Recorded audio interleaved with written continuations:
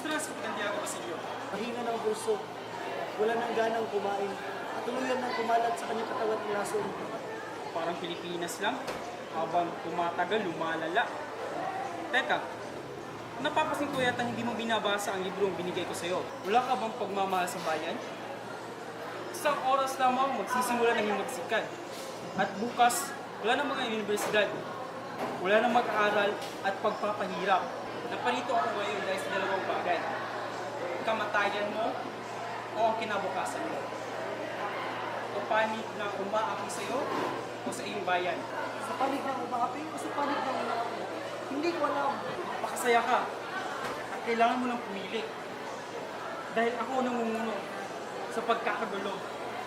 Ang gusto ko lang ay pagsamantalahan mo ang pagkakataon.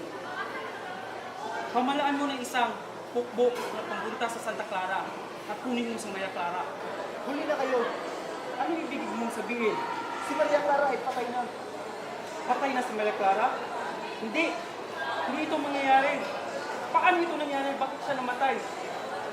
Ika-anim ng hapon na siya ay namatay. Nagtungo ako sa kumbinto upang makibalik. Nasabihin nila sa akin ang lahat. Pagbalik ko, isang liha mula kay Padre Salve na ipinaabot kay Kapitan Tiago na mula kay Padre Irene. Nang dahil ang sulat na yun, kung kaya't nanangis ang kapitan. Hindi maaari ito. Buhay pa si Maria Clara. Ililigtas ko siya ngayon. Ginong Simon, huminahon kayo. Wala na tayong magagawa. Maliban sa ulapin ng katotohanan. Namatay siya na hindi niya alam na buhay ako.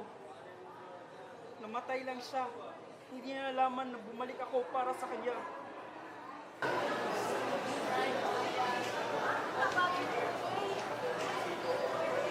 Kawaawang tao. Labi siyang naghirap. Naghintay siya ng napakahabang panahon para sa kanyang iniibig. At ngayon, ito ang nakuha ng ganti. Nakakapahinayan ng iyong